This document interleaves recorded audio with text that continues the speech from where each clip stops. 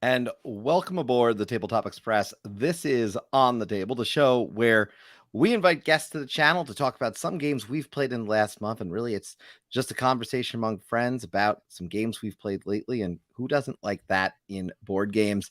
Joined today by Arwen and Riley. First and foremost, thank you both for being here.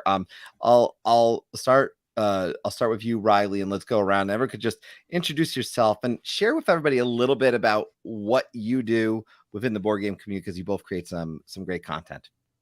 Yeah. So thanks for having me on here. I'm really excited to be back. I do a podcast called The Board Game Community Show, where I just have people throughout the board game community. I just hit something on my side there. I'm so animated when I talk. And so I just chat with people. They could be designers, content creators, publishers, really whatever it is in the space. If you've heard my podcast, you might have thought I was going to break out into song there. I was close to it. But Chris has been on. You've been on twice, I think. Twice. I will eventually be a triple threat, I promise. You will. I think. Is there anybody else that's been on 3 times? I think one other person's been on 3 times, but probably pretty soon you'll be back on soon. And Arwen is somebody that I was hoping to reach out and invite on. And so now we have this connection. And I was like, oh, Perfect. wait, and then we can meet here. Is that the official invite? I can't tell. Yep, that's the official invite. I'll be there. Perfect. I would love it slightly if you rejected me on here, but I'm glad you didn't. It's not going to happen. Not going to happen. Oh, good. So Well, that's me. Yeah, Arwen, if you could tell everybody a little about yourself before we get going here, I would love for everyone to learn more about what you do. Yeah, so I'm Arwen Kathke. I am the host of Cardboard Time. Much like Riley's show, it's basically there's 2 segments. One's more focused on reviews. A lot of it revolves around what I call my shelf of shame and what a lot of gamers call, their shelf of shame or shelf of opportunity. At one point, it was up at 330 games. Now it's about 166 the last time that I checked. So it was down at 150, and then Origins happened. So that was a whole thing. But yeah, much like Riley's show, I also have interviews of people from the industry, and again, that can be anybody, from designers to artists and etc. And I think we both kind of have a passion for telling stories, and there are so many fascinating stories in this industry that I think we'll both have content for years to come. Oh yeah, I love it, and I think that's a big reason I'm so excited to have both of you on, because not every channel or thing out there is touching on the artists or the designers themselves. It's the one thing we all 3 have in common. So it's exciting to have this be all together, because the huge focus obviously here is Creators Corner. So I was just excited to have you both on, because you've talked with some of the people we've talked to, and again, these conversations are so enlightening. I hope people can enlighten us tonight, by the way, and jump in, share some of their favorites. I did get some really great answers earlier today that we'll be able to speak to from Twitter, so I thank anyone who has participated in that. But we do encourage people to jump in, whether you watch this later or watch this live to share some of the favorite games you played in May or June. But that's what this is all about. We've each got 2 games. Now I've grouped all our games together. So I got Arwen up first, and I got Riley up second. And then I'm going to close this out with 2 games I played this month. And I teased them up on our latest episode of Call Aboard, the Tabletop Express's call-in show. So some people may know what's coming, but get to go into more detail here. But let's jump right into this, and let's start with you, Arwen, with your first pick of the evening. So it was very difficult for me to just pick 2 because I've been playing a lot lately. But the first pick that I had up was Reincarnated. And this was kind of a surprise hit for me at Origins Game Fair. One of my listeners was bugging me about going and checking it out. He said, you absolutely have to check this game out. It's a very small company called Doolittle Gaming, right out of Columbus, Ohio. So basically what happens in the game is you are going to start off as a starter being. It's one of 10 different plants. You can kind of see on the cards, this is a great picture of, representative examples of the cards. You can kind of see how there's a couple of different symbols in the top left-hand corner. And what you're going to do is you are going to reincarnate as different creatures. The larger icon, if you do that, you get more of these karma cards, which will help you get additional actions that could potentially help yourself out or potentially hurt your opponent. But basically, you're developing this lifeline of cards. And then once you get 6 cards, you're eligible to evolve into human form as long as you have the symbol for that. And then the game ends after somebody incarnates as human. And then the player with the most points wins.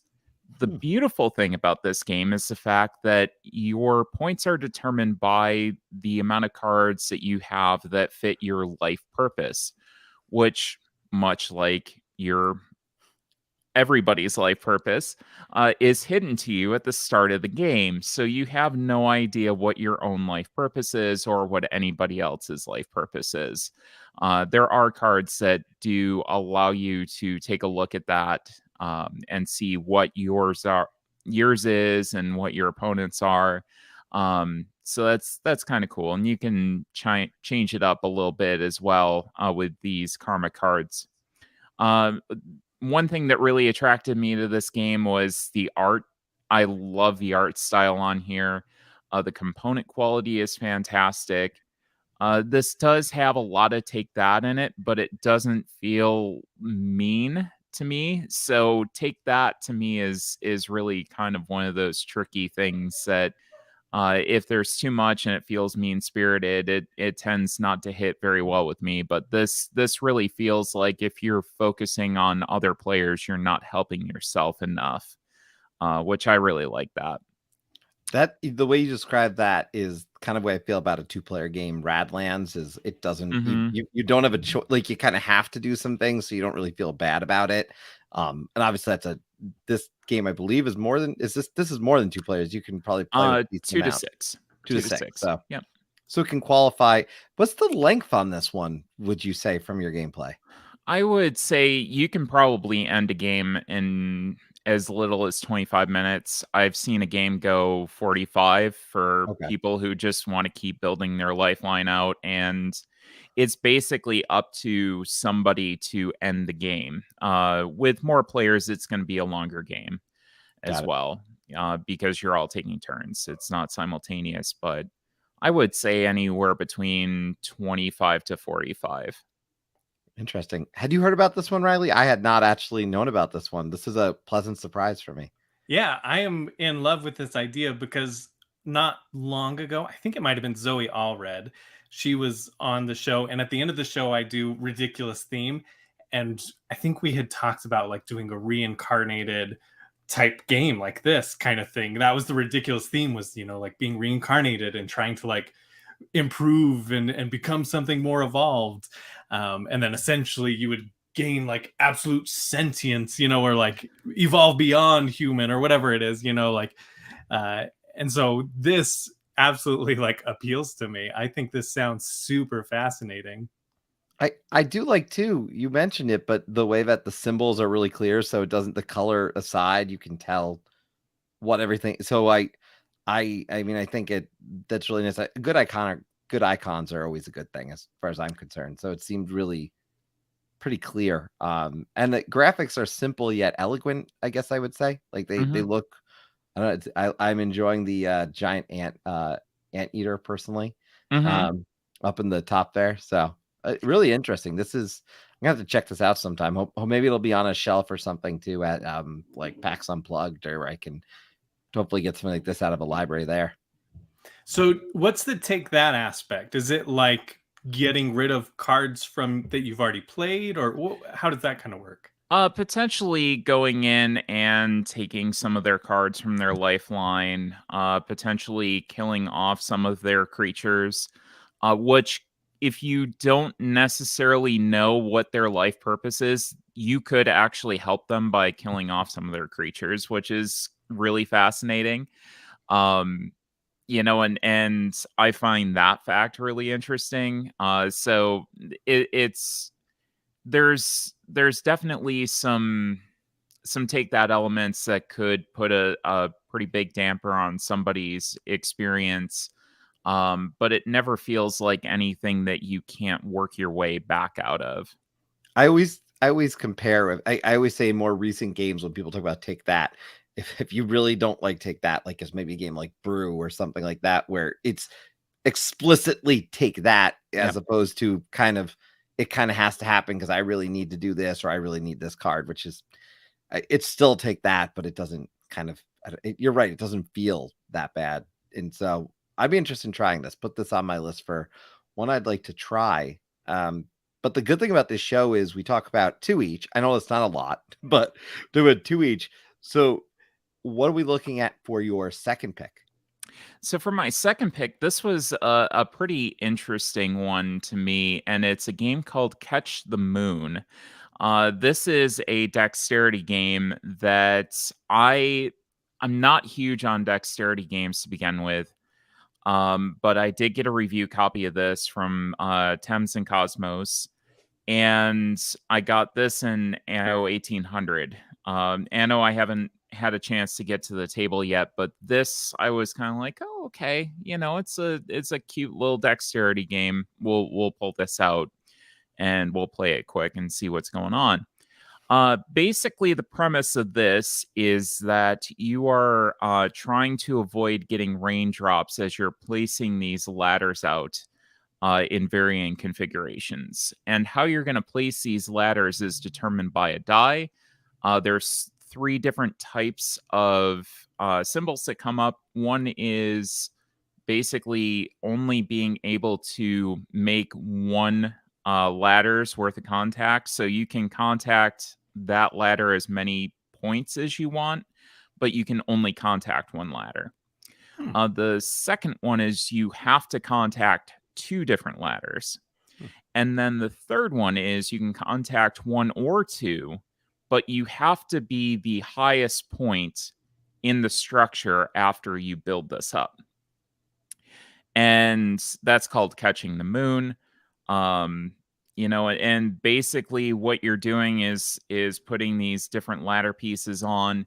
If any point in the structure falls or a player is unable to place according to whatever die face they had, they get one of these raindrop tokens. And the player with the least amount of raindrop tokens at the end is the winner. This one was very interesting to me as an engineer because all of the ladders, there are different types. So they're kind of bent differently, they're spaced out differently, they have different shapes, the center of mass is different on them. So there's a little bit of a physics puzzle to them that you're trying to evaluate as you're placing them and trying to balance everything. That really, really hit very, very well with me. It plays quick. It's got a really nice, fun table presence. This was actually my picture from the Malted Meeple up in Hudson this past weekend. There's a solo and co-op mode as well that you're able to go and try to build up the structure as high as you can. And just about anybody can play it as well. It's really like Jenga. If you've, if you want Jenga maybe with a little bit more robustness and a little bit more physics to it, this might be a good one for you. Do you yell anything after it falls? No. Nope. Darn. That's about it. I was wondering if there was a lot of difference because I was noticing that one that's kind of sticking out in this photo particularly. It looks like it has like some angles to it, or I couldn't tell if it was an angle or just it went from like fatter on the bottom to thinner up top. So it really interesting in terms of the shapes. And is that a starting board like the cloud then that it starts with like, what does it start with, 2 or 3 of them, or does it start with none? It starts with 2, and both of those ladders are straight pieces. Okay. Everything else is all kind of wacky shapes. Got it. And basically you place those starters wherever you want them. One player will place the starter pieces, and then you'll build off of that. It's really, it's Ryan is obviously not on the channel tonight as I'm running the table tonight, but this looks like one that my co-conductor would enjoy because he likes this dexterity game. So Ryan, when you watch this, or if you're in the chat, this is one we're gonna have to try and get a hold of or play sometime.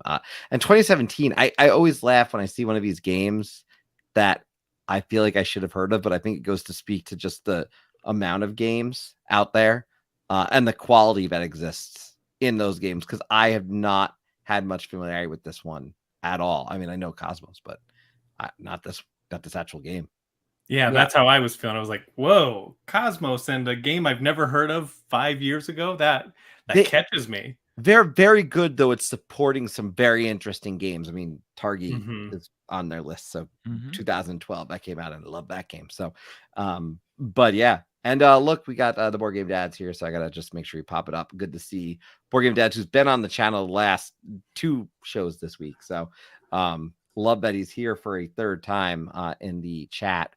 I know we popped in to call aboard last time, but really interesting. Thanks for sharing this. I love that you struggled in a way to come up with too, because I feel like it brought out some really good choices. So this is awesome. And again, this will go on my list to try and see sometime, because I don't know if I need to own this, but I definitely need to try it. That's for sure. Yeah, that's how I feel. It's like, well, bravo, 2 games that I've never heard of. I promise you, people have heard of mine, so they won't be. They won't be nearly as. I won't be nearly as cool as you in this one. Yeah. But Riley, let's get into it. What is on your list? Give me one. Yeah. So the first one I have is one that I mean, it's just this little game. It's in runnings. Small chance it could win things. Is Cascadia, which I absolutely love. We played it at a convention, SaltCon, here in Utah a couple months ago, back in February, and my wife loved it. And so on Mother's Day, we went to Barnes and Noble, and we were like looking at books and stuff for her to get, and we saw Cascadia, and she's like, well, let's get this. I loved playing it. So in Cascadia, you're laying these environment tiles, kind of trying to connect your environments, and then they have different animal symbols on them, and you can place an animal. When you collect the tile, you're collecting like a tile and an animal at the same time, and you'll put it anywhere on your map that has a matching symbol. And you're just trying to score these animals in different ways. There's different cards that tell you how they score each game. And it's incredibly varied in how you score them. I mean, but what's really interesting about that too is that like bears generally are scoring in certain groupings or grouping numbers. And that's kind of the theme of how bears are scored. But there's 4 different cards, and they're all a little bit different, but they still feel similar. So it's like, oh, this feels bear-like. You're hitting the nail on the head with this too, because like you think about the fish are all, they're all running up the river in some different, the thematics of it are all there, but when it comes down to it, it's always it's always a little bit different, and it has a great replayability to it. Yeah. Which, because in retrospect, I used to always say, like, because of it's in that series, like, we get compared to Cal, and now I'm like, no, these two, I've now come to the point where I actually regret that I ever said it, because they're just two very different games. And so in this particular case, this one has, I love this one. This one won over my wife immediately when I shared it with her too. She found this great. She loves tile laying to begin with, so I knew she would. But it has, I think, just an ability to put it on the table and be like, okay, let's do it again. It's one of those games that you feel like, all right, maybe one more go on this, because it doesn't take that long. So yeah, exactly. It's so approachable. I think since we got it at Mother's Day, it's tied with my most played game of the year, and so we've played it a lot. And we're going to be playing. We're having a game night this Saturday, and my wife was like, "We have to break out Cascadia and show them Cascadia because it's so great." So I love that. I love that my wife loves it, and that I genuinely love playing this game. I don't know, Arwen, I assume you've played this, but I that's not always fair to assume. It feels like everyone's played Cascadia at this point. So, but I will note before I kind of turn over to you for your perspectives here. The one thing that I always find interesting in this one is I think this fits with any group, family, friends, gaming. I don't think it matters. I think that's what makes this legitimately a top game in my book. So that's why I love it personally. Yeah. Yeah, I would definitely agree with that. I was a Kickstarter backer of this after I had played Calico. So basically I had seen, kind of the pedigree, and I'm like, okay, I can get behind this.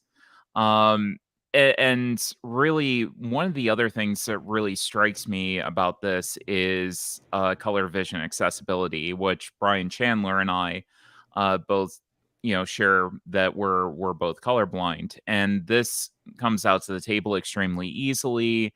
No issues whatsoever. So I can compete with my friends at an even level, and it's not a problem. I think you're also right in just the accessibility from anybody who has any sort of interest in the theme. Can pick this one up very easily. It's very easily teachable.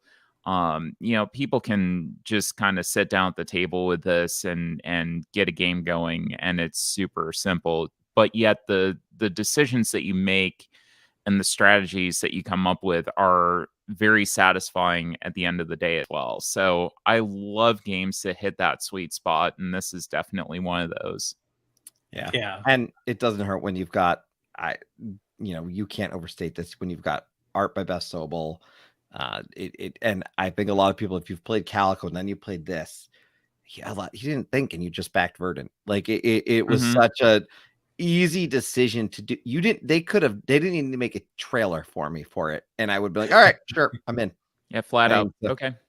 Flat out game. You've in this series, yeah, we'll do it. Loosely called a series. I know it's a series. I say kind of loosely because they're all very different. I think they are all really good in their own right. So I think that Anthony also hit the nail on the head here with, after the first time I played this, I wanted to teach it to everyone around me immediately. And that's how we have been. Like, we did a gaming weekend, and it was one of the first games we brought out. And before we finished scoring, the other couple had already bought it online. They were like, we have to have this, Anthony does that to me all the time at games. He knows this. I'll play something at his house over the years, and I'm like, I came back and buy it. That's how I got Histrio. That's how I got a bunch of games. So yeah, it's a problem game, but it's a good problem. It is. Speaking of games, I don't know if it's a problem game next, but what else do you got on your list tonight? Yeah, so this one's really big right now, I think, with Wonderland's War. I mean, why dance around it? Wonderland's War is so good. Have either of you tried this one yet? I have been told I would love it. That's all I've been told. I was a Kickstarter backer, so yes. Oh, good. It's fantastic. Right? Did you get like the miniatures and everything? I got everything. I Okay. had to. Very nice. I got told because I love quacks that I would like this, and I don't know if that's a fair comparison. I mean, it might be other things I like too, but someone said specifically because I like quacks, which my record still stands at no wins in that game. So I don't know realistically that every game can be loved by me if it's like that. But that's all my knowledge of it is someone told me I would love it. That's literally all I know. I have to sneeze, so talk amongst each other. So Talk amongst yourselves. So I'm a huge bag builder fan, and I would agree that if you like bag builders, this is definitely one that adds bag building onto area control, which I didn't think was going to work, but somehow it did, and it's like the theme hits. It was a really, really good purchase, and I absolutely love this game as well.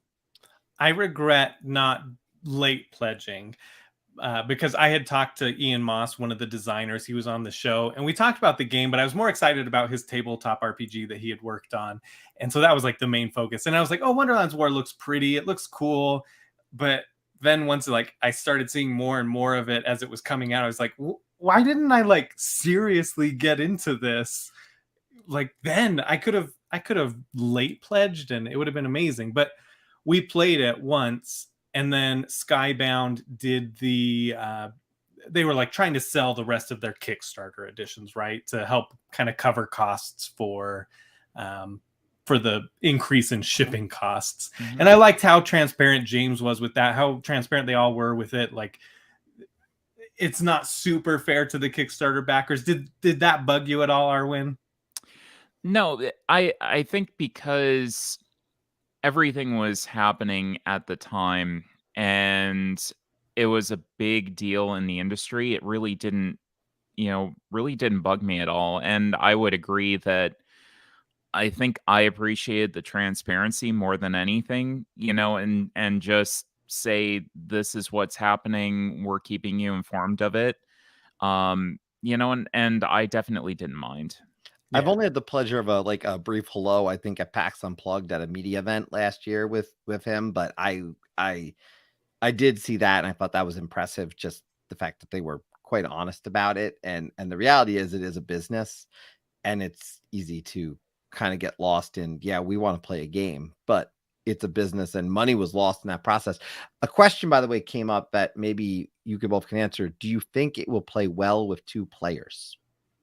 Yeah, I have played it at 2 players 2 or 3 times now, and I really like it. Though I feel like there's a difference.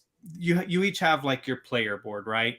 And so there's the 2-player side, and then the multiplayer side, the 3+ player side. And I feel like some of the powers aren't quite perfect on the 2-player side, or maybe that's just because it was one of my first times playing it, and I didn't quite understand. I don't know. Have you had much experience with that, Arwen?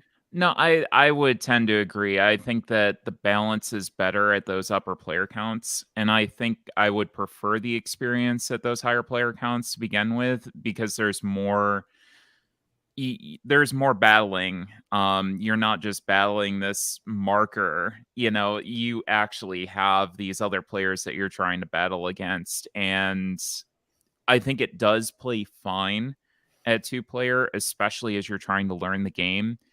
But it's really going to be at that sweet spot at the higher player counts.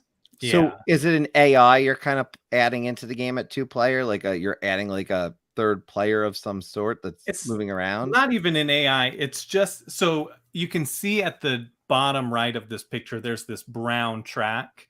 Yeah. And you're going up, and as soon as you hit 25, you would win the battle. But it's kind of like whoever has the most strength during a battle wins it. And so starting on the first round, you start at 5, I think. Mm-hmm. Is that right? Yeah. So you just have this, you take one of the other player markers, put it at 5. And that way, if you are fighting for one of these areas, I think there's 5 areas in a 2-player game and 6 areas in any more player in a full player game. And so if I'm battling over this one area, by myself, I now have to beat 5. And then the second round, it'll go up to 7. And then the third round, it goes up to 9. And so it's a good way to do it. And even if there's 3 people going at it, like if Arwen and I were going after the same spot and I was at 7 and the goal, I just had to beat 5 and she was at 3, she can get a second place as long as she beats that 5. Got it. But she's got to do that. She's got to beat that 5. Otherwise, she loses out on the second place victory, the benefits. So I could tell, the one thing I could tell about this is it's more than just a pretty looking game. It is a game that has some substance to it, which is not always the case with beautiful looking games in 2022. So yeah, well, that's a clear takeaway for me. Before I had to sneeze, and so I didn't get to jump in on the quacks. So like I do kind of compare it to quacks because it has that bag building, you're drawing out chips. But in the first phase, you are doing the tea party phase. And so you're just moving around this table and doing action selection. You're going to land on one of those plates, pick up the card, do what it tells you to do, and then it's the next person's turn. And you just go around. Once you pass that, you gain a madness shard. You refill the slots for the cards you picked up. And so there's some really cool decisions you get to make there where, all right, am I going to risk getting more madness, trying to get some cool benefits? Am I going to go weaker? Am I going to get forge tokens? Am I going to go for different benefits that don't build my bag? There's all these really cool, interesting decisions to make. And then you're also placing supporters out. And so your supporters are like your lives, right? So if I put 3 supporters on the red keep, then we're having a battle there and I'm drawing out. And then I would bust. I draw one of my madness tokens, which might make me bust or whatever. And instead of doing that, I would remove X amount of supporters. And so it gives me a way to be like, well, how invested in what area do I want to be? I really want that red keep. So I'm going to put 5 supporters there and just 1 supporter in the woods. Like there's that really clever. I really love the way they handled all that. I think it's very well done. Yeah. This definitely, again, this is one that I've seen people talking about. I'm sure I'll get to play it, and I'll aim to play probably at a higher count. Based on what you're saying, I kind of figured this kind of game isn't fine at 2, better at 3. So works for. I'm excited to hear you talk about that because again, my only experience is watching other people post photos of it at this point. So, and as noted, there's a bunch of games. I mean, I was joking the other night here that as a channel, we just recently picked up. We're in the process of or picking up. Or have picked up, I should say, either Coffee Traders and My Father's Work. And like, when in the heck am I going to get this table? We still got Vagrant Song to keep so I'm like, I laugh. I can't get to everything with my own, so I have to count on other people. So they will be played. But you know what? I did play some games, and I would love to dig into at least the first one here, which was something I talked about a little bit 2 days ago on Call Aboard, and I briefly spoke to it. This is a game that, and I heard the price might have gone up at Target. I heard they might have added. I don't hope it's not true, but I don't know if it's true. But I got it for $20.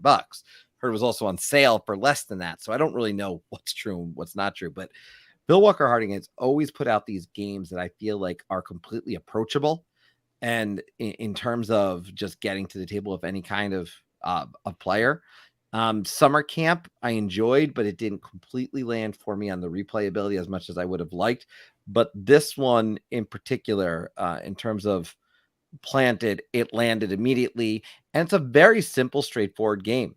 There are 2 decks of cards that go on the board that is on the right side, and you're actually at the start of each round pulling 6 from one, 2 from another. 2 are essentially tools that have these really cool either capabilities or multipliers for your scoring, and the other 6 are going to be the potential cards that get you resources.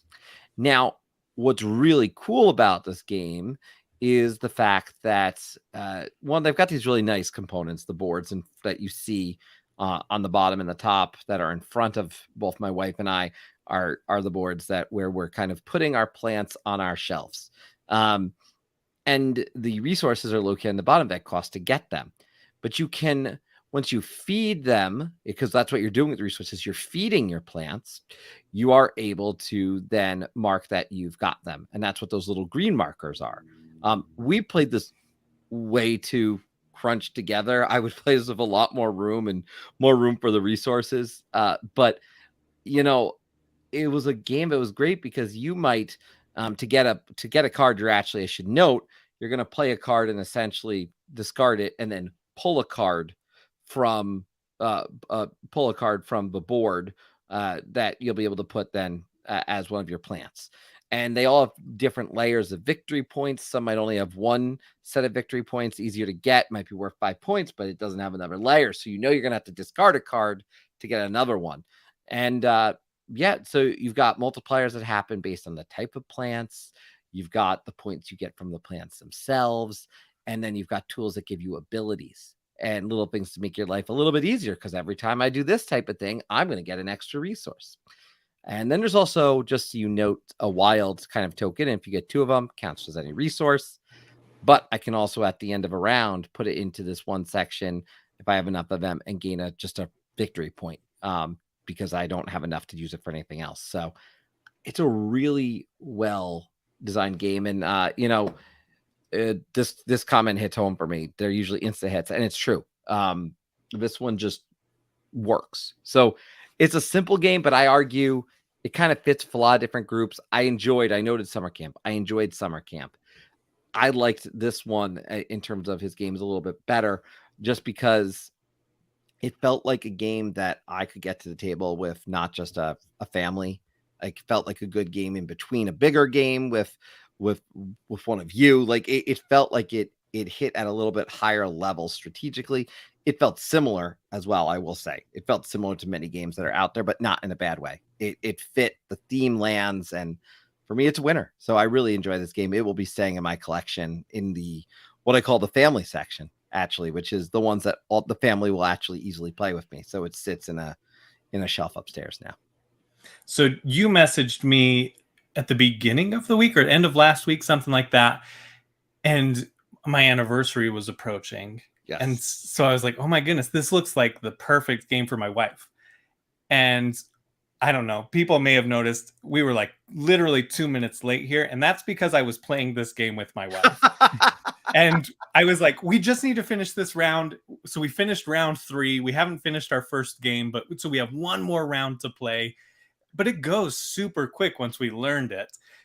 And it seems great. My wife seems to be enjoying it. It seems like one of those ones, I forgot 1 or 2 rules. I forgot until the very end of the first round about the flipping the card and saying nursery. And so we were like, okay, well, I'll let you exchange one of your other cards and buy something, and I'll do the same thing because it just forgot about that. So it seems like one of those things that super easy to learn and fun every time you play it. I can see like a lot of different variety. I have 2 watering cans in my tool shed right now, and they stack cool. up. Yeah. I love it too, because not every game does this, but your tools stack up so you can get double or triple the abilities. So early on, you might not be getting as much, but late game, suddenly you can steam roll ahead with grabbing resources because you've like triple stacked something. Like it's. And I'm glad they made that, because a lot of games make it, you only can get one of these tools. This said, no, you guys make tools you like. But if you take a tool, you're also not taking another card, or you're not getting a resource. So you're making a very conscious strategic decision. But I would also say that's bitten me in the tail here, because I've often taken the double water card. And then at the end of the round, I just have a bunch of water that I can't use to feed my plants anymore. And it doesn't match anything. I just took it because I was really excited because I had the watering can and it would give me that benefit. So it was like, oh, I should have just taken the 1 plant food, and then I could have fed this plant and it would have gotten me 3 points instead of 1 point, Yep. So it's a very tricky, fun balance. I'm so grateful you and it was $20 when I bought it. It was last but week, Anthony, but it is 30 in the chat. I'm seeing that Anthony heard it went up, so I don't know if Target did that kind of stinks, but they had a board game sale, so they did their buy 2 get 1 free 2 weeks ago, and then after that they usually do a 30% off sale. and now it's back up. Don't you So love that now there's a sword pattern to fights. this? It is, yeah. There Did- really is. Arwen, did you hear about this one? Play this one? I don't know if I mean, it's only been out a little bit, so people who've played it are actually more limited, I guess, than not at this point. Yeah, I actually had not heard of this one. First of all, I think Buffalo Games is actually based out of Buffalo, New York, which is my hometown, which, you know, I always want to support them. Second of all, you know, plant-based games are really easy to hit in my house. I mean, you know, Tussie Mussy, Gartenbau was the latest one that I was almost going to talk about tonight, but this looks like it would definitely hit in our household, and I think that you know, Phil Walker Harding is brilliant. Always love games by him, and yeah, I mean, I think this one might need a play or just possibly a buy. I mean, I'll be hitting Target tomorrow anyway, so I was joking though when I bought this for $20, even if I didn't like it, which I thought I would. Like I wasn't losing money in the long run. But this was, yeah, I encourage people to check this out if you see it. I will make a note when I was in Target, because I had picked this up and I had messaged Eric Slauson, but there's a new monstrosity in Targets too for people to know about. It has about 100 new cards, different cards in it. It's got a new look. It's a little bit less, I think, less boards, so they can make it. That probably allows them to make it cheaper. But it looks gorgeous. So if you see that, that's technically got some new cards in it, from my understanding. And I asked Eric directly on that one, and so yeah, that was pretty cool what I saw. And I did not pick that up, but I have so many cards as it is. I'm like 100 extra ones, as nice as it is. I don't necessarily need that, and to add to my other collection and then give this to someone else. So I held off for now, but I did note that one is in Target. And that's not the next game that I'm going to talk about. By the way, before you, yeah, go ahead. Okay. Go ahead. My wife, one of my favorite things, because we have houseplants and our cats kill them all the time. And so like some of these plants we have had, and the cats will just eat them. Oh, so you had a personal like experience when you saw some of the plant names. Yeah, exactly. We're like, oh, that's poisonous to cats, so we can't have that one. Oh, that one the cat destroyed. It's neat too, because I said as a joke when I bought this, I'm like, well, since we can't keep the plants alive in our house, here's a chance to pretend. Yeah. Well, and that's what my wife was like, but at like one of the first things, within 2 minutes of explaining it, she's like, okay, but can the plants die? And I was like, oh no, they can't. No, they can't die. They cannot die. These are these are invincible plants. This is a perfect game for us then. Yeah, we can't keep anything alive in this house either. Well, sorry. Okay, go ahead. That's all right. So the other game I wanted to mention, this was introduced to me, my co-conductor Ryan Espin introduced me actually through BGA, because he had got alpha access, and this was on BGA's side. And it plays very well online, I will note, on BGA. It really does. But I love two-player games. It is no secret that I love two-player games. Targi is in my top 2 right now, officially. I have not... It could be number 1 before the end of the year, because I love Targi that much, quite frankly. But I love two-player games. And two-player games that have a good, tense back-and-forth experience, I really dig it.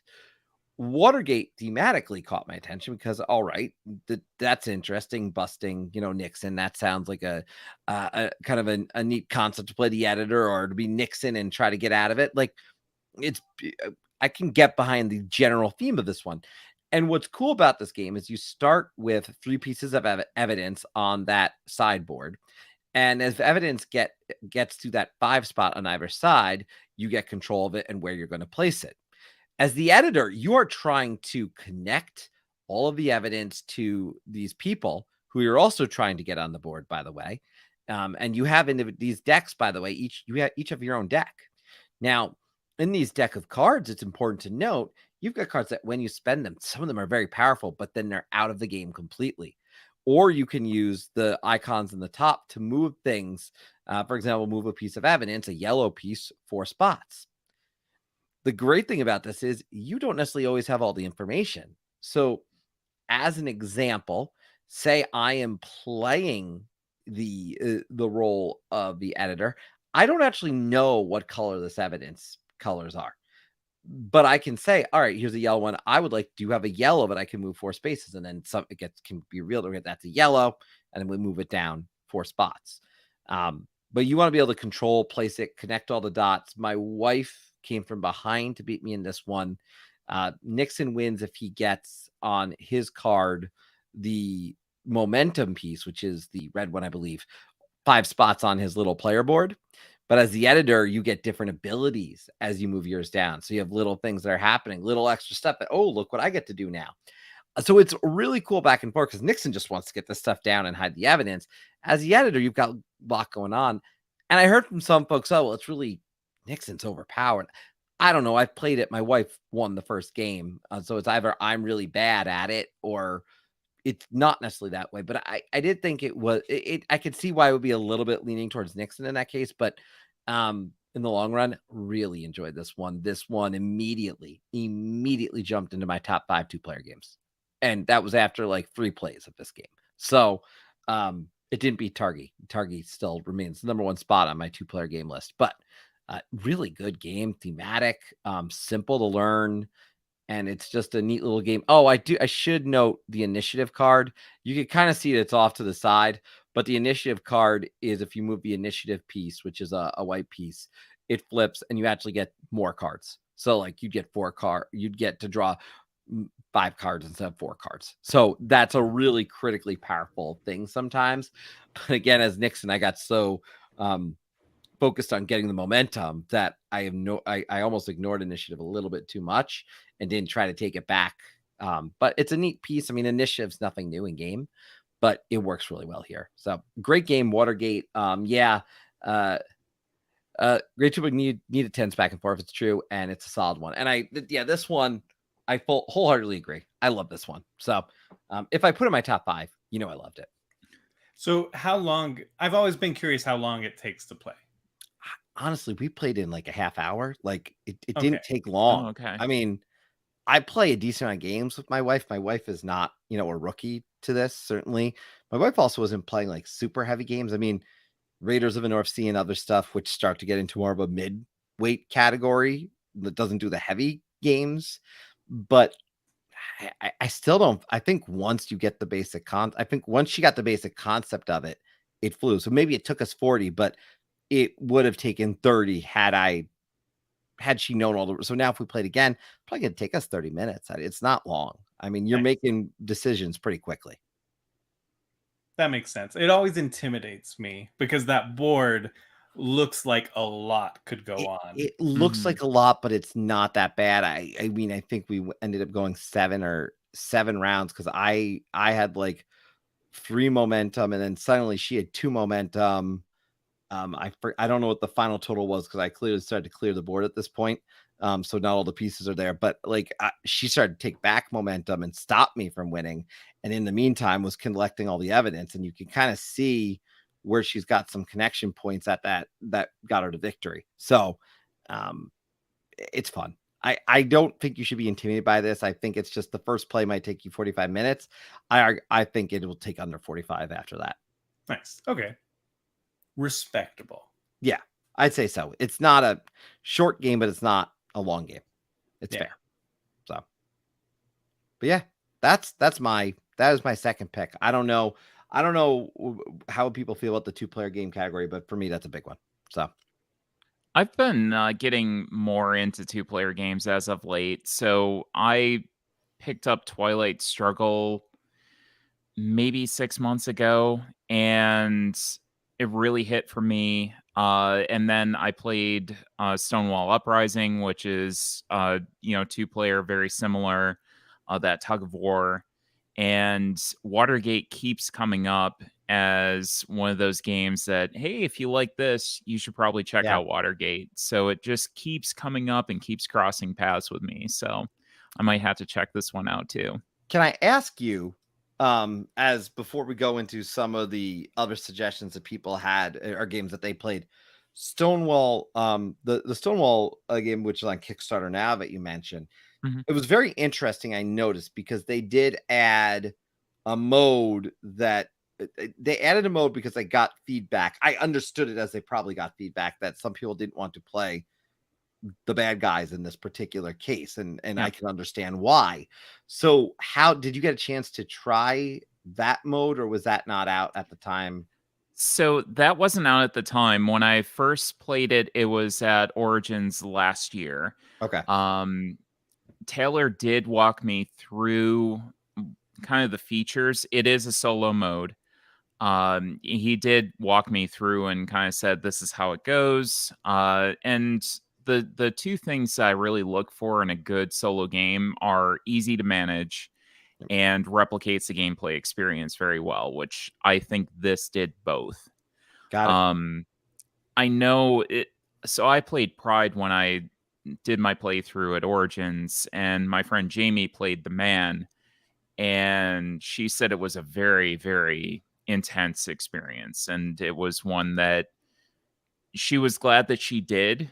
Because it's a teaching moment, and it's something that can kind of provide that visceral experience that you don't get out of a lot of games. But I do understand that it's not for everybody, and I think that Taylor may have done that as a very conscious decision. Yeah, no, it was very interesting. I know that's out there now, so it's merch mentioning it's on Kickstarter or GameFound. I'm not actually Kickstarter. It's Kickstarter. Okay, so that is one I know that's out there that's gotten some attention, and I found it very interesting. Thematically, obviously, that's something that people are going to have opinions on. But the fact is they did add that solo mode too.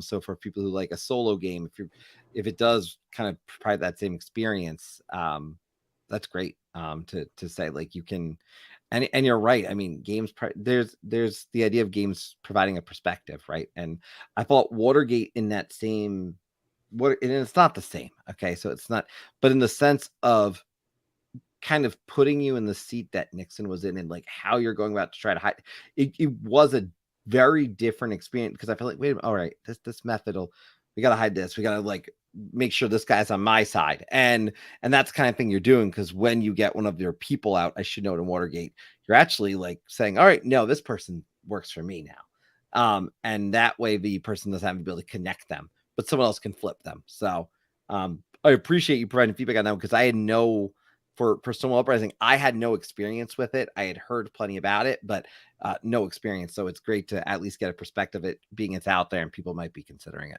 Yeah, absolutely. And I think Brian, who helps us out on the channel, actually may have backed that one. So I'll probably be able to talk to him about it. So I have this fun treat for us. I did want to see what we thought about maybe some of these games that people mentioned. We had some great tweets here. So in looking at this, you can see a few things. I want to call out Ryan Farrell. He's OG Tabletop Express, by the way. When I was doing this, when I first started this channel, and I had no clue what I was doing at the time. I just wanted to make some videos during the pandemic. We did some like playthroughs of games, and that's how Tabletop Express was born. He was talking about Western Legends, basically with everything for the first time, which is an experience I don't have yet. So I'm very jealous. Corrosion, I don't have any experience with, but I've heard about. Two most difficult, by the way, mentioning Paint the Roses, saying he doesn't typically do the co-ops, but this went over really well. So anything from this list that's jumping out at you, I will note, I saw Disney Sidekicks, which Meepleville mentioned, on sale at Target, and I'd almost picked it up, but I didn't think it was going to get played, and I ultimately decided I'm going to hold off on it. But having liked Villainous and other stuff, I had considered it.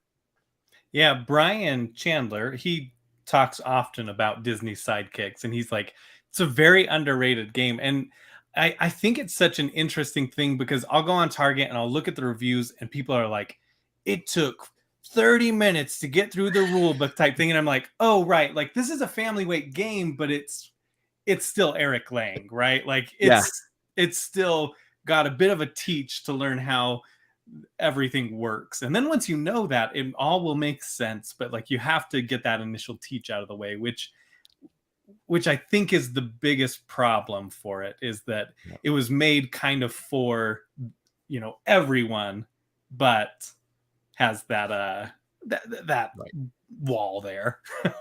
Right. But yeah, I would love to try it one day. Anything on this list from these folks jumping out to you, Arwen? Because there's a lot of great games in here. So Ryan has fantastic taste. Corrosion is definitely one of my new favorites. Again, as an engineer, like those gears I can kind of physically see turning in my head, and I absolutely love that game. I think it was a very well produced game. It's not going to be for everybody, but yeah, it's definitely a favorite and one that's seen multiple plays. He's told me I will be playing it soon, so I look forward to it. But we have a long list of. I don't know, Ryan, how you expect us to play it. I don't know when this has happened. We both have 2 kids.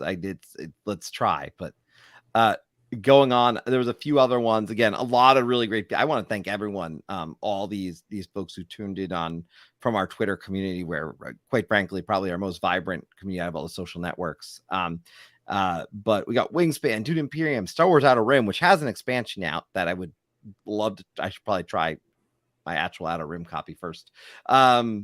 Castleshire and Horrified's in here. Fallout. Now, this is one I wanted to call out. Fallout Wasteland Warfare is a skirmish game. I've seen photos of this, but I have I've never actually seen it in person. So my hope one day is to actually see it in person at a con and just be able to dive into how does this work, because I love Fallout. So I love that got mentioned. And then All Games New and Old has a lot of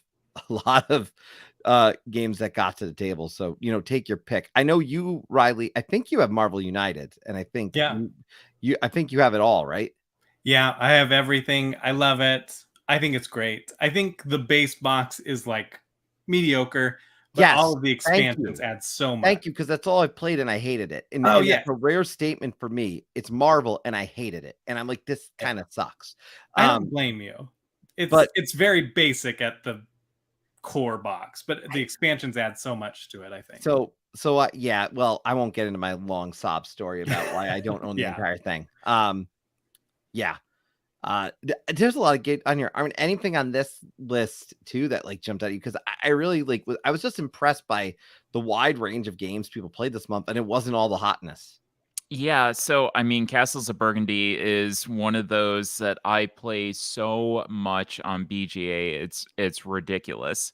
I think we've got 1 or 2 games going constantly of it. So I always love that. I really do want to try Dance Card because it seems very different. I like the theme. I like that it's a little bit of a different game. So I'd be interested to try that one out as well. Yeah, and I did want to note, again, the Fines Gaming mentions Wingspan. They also just announced the Asia expansion for that, so more Wingspan on the way. I'll buy all the Wingspan. I'm good. I love. I don't even need to play it constantly, but I love Wingspan, so it is what it is. It's one of those games that I don't know why I love it, is what I always say. I love it. And when someone asks me, why do I love it? I can't explain it. I just say, you need to play it and you'll find out if you like it. It works. And I don't care about birds at all. I don't care about birds. But again, the artwork is so pretty that it's just it pulls you in.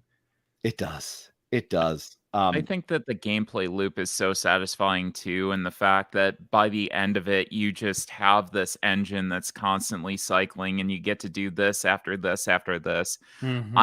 I really, my first couple plays, I wasn't sold on it, but after I played it more, I wanted to play it more. And it just kept feeding itself, and to the point that I needed to get it digitally and spend 4 hours plus at a time playing it. So I think I own it in multiple digital forms. Yeah, very bad. Steam, it might be on the Switch. I own them. I don't know. I got them all. Same.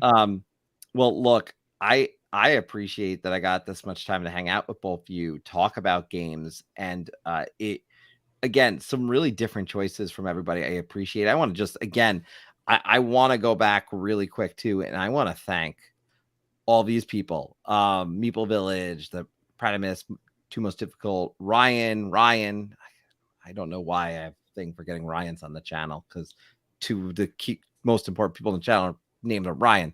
All the names, the Fines Gaming, Board Game Bren, Joel Clayton, and anyone else who chimed in after who I missed, because God forbid I probably missed somebody.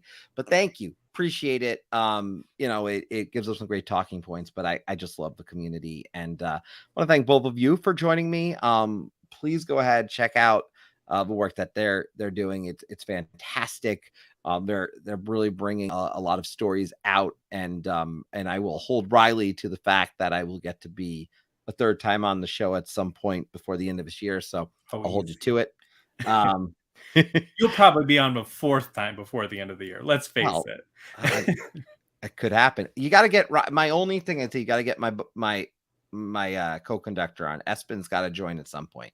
Yeah, we talked, but he had just had his baby, right? So yes, it's all fair. Put him before you put me for a fourth time. Jeez, okay. Deal. At least people don't have to see my face on the podcast. So look, thank you both of you. What I will do is drop the links to their stuff in the show description a day or two after this has ended, and I will say thanks to everyone who has tuned in tonight, and thank you for coming aboard the Tabletop Express. You are always welcome on the Express, and we will be back. I know we've got a bunch of stuff in the wings, trying to book some creator corners with maybe some names we've mentioned tonight are potentially in the works, and on the table we'll be back at towards the end of next month, and we're just finalizing guests there, and I think I've got my August guest booked hypothetically as well, so I don't want to say it till it's all official. I will just quickly note, we are trying to do Call Aboard every 2 weeks. That's on Tuesday. So, for example, it was on this past Tuesday, so not next Tuesday, but the week after. Please come join. Live show. You don't need to go on the video. You can just do audio, and we would love to have you on. It's just a great time, and we have a fun topic for each of them, and that's going to be happening every 2 weeks as long as Ryan is available, and that is the plan. So with that, I will say thank you to everyone, and thank you for coming aboard the Tabletop Express, and have a great evening, everybody. Bye.